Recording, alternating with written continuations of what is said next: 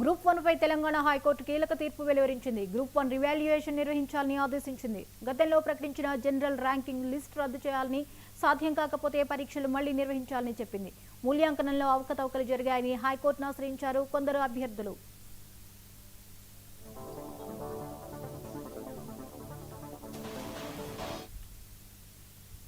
ఈ అంశంపై మరిన్ని అప్డేట్స్ ని చీఫ్ రిపోర్టర్ శ్రీనివాస్ లైవ్ లో అందిస్తారు. శ్రీనివాస్, చెప్పండి. గ్రూప్ 1 పై తెలంగాణ హైకోర్టు కీలక తీర్పు వెలువరించినట్లుగా తెలుస్తోంది. వివరాలేంటి? జ్యోతి, ఎంతో కాలంగా ఎదురు చూస్తున్నటువంటి గ్రూప్ 1 ఎగ్జామినేషన్ ఎట్టకేలకు ఇటీవల కొత్తగా వచ్చిన కాంగ్రెస్ ప్రభుత్వం నిర్వహించినప్పటికీ దానిపైన కొందరు అభ్యర్థులు హైకోర్టును ఆశ్రయించడంతో కీలక తీర్పునిచ్చింది. గ్రూప్ 1 రీవాల్యుయేషన్ను మరొకసారి చేయాలని ఆదేశించింది తెలంగాణ పబ్లిక్ సర్వీస్ కమిషన్ను. ఇప్పటికే గతంలో ప్రకటించిన జనరల్ ర్యాంకింగ్లను కూడా, ఆ ర్యాంకింగ్ లిస్టును కూడా రద్దు చేసిన పరిస్థితి. గ్రూప్ 1 మెయిన్స్ ఫలితాలు రద్దు చేయడంతో మరొకసారి ఈ ఎగ్జామ్ గ్రూప్ 1 పరీక్షను నిర్వహించాల్సిన పరిస్థితి ఏర్పడ్డది. ఇది సాధ్యం కాకపోతే గనక, ఈ రివాల్యుయేషన్ కుదరకపోతే ఖచ్చితంగా మరొకసారి పరీక్ష నిర్వహించాలని కూడా హైకోర్టు తీర్పునిచ్చిన పరిస్థితి. మూల్యాంకనంలో అవకతవకలు జరిగాయన్న అభియోగం పైన కొందరు అభ్యర్థులు హైకోర్టును ఆశ్రయించడంతో కోర్టు ఈ విధంగా తీర్పునివ్వడం జరిగింది. 8 నెలల్లోగా గ్రూప్ 1 మొత్తం ప్రక్రియను పూర్తి చేయాలని కూడా హైకోర్టు తీర్పునిచ్చిన పరిస్థితి. మొత్తం మీద గత 10 ఏళ్ల కాలంలో గ్రూప్ 1 పరీక్ష నిర్వహించకుండా కాలయాపన జరిగింది. ఆ తర్వాత గ్రూప్ 1 పరీక్ష నిర్వహించాలని పలుమార్లు అభ్యర్థులు ఆందోళనలు చేసిన పరిస్థితి.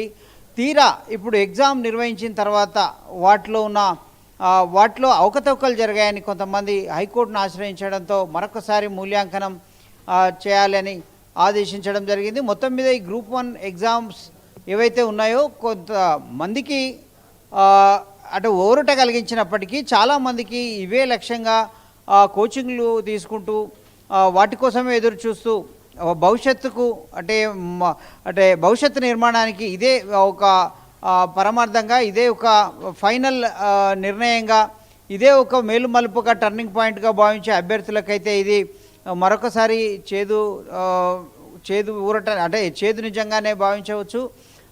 అంటే అయిష్టాన్ని, ఒక అసంతృప్తిని కలిగించే అంశం చెప్పుకోవచ్చు. ఎందుకంటే కొన్నేళ్లుగా జరగని పరీక్ష జరిగిందని ఒక రకంగా సంతృప్తి పడాలా, జరిగిన పరీక్ష పలు వివాదాల్లో ఇరుక్కొని ముందుకు సాగకుండా ఉండడాన్ని చూసి బాధపడాలా అనే పరిస్థితిలో, ఎటుగాని పరిస్థితిలో ఈ అభ్యర్థులు అంటే విచిత్ర పరిస్థితిని ఎదుర్కొంటున్న పరిస్థితి.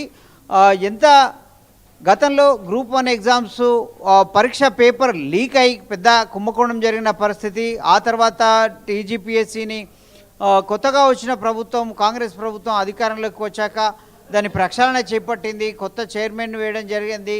అయినప్పటికీ కూడా ఇలాంటి అవకతవకలు జరగడం అనేది అభ్యర్థులకు చాలా అసంతృప్తి కలిగించే విషయం.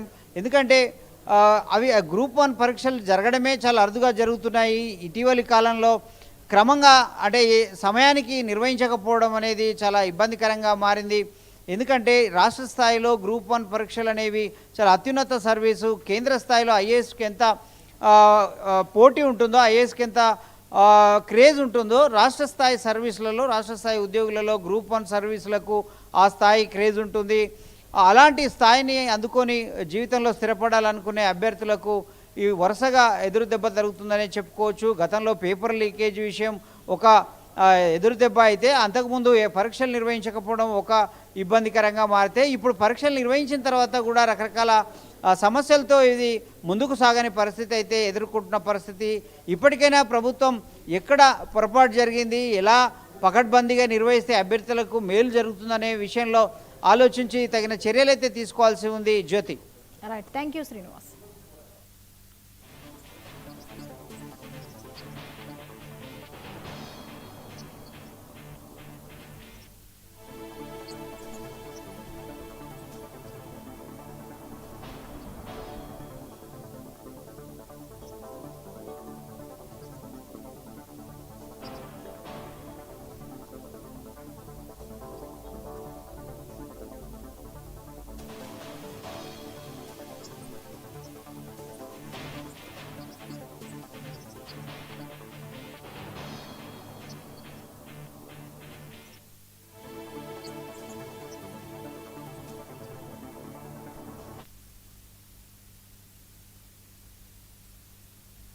చెర్లపల్లిలోని డ్రగ్స్ తయారీ ఫ్యాక్టరీపై మంత్రి జూపల్లి కృష్ణ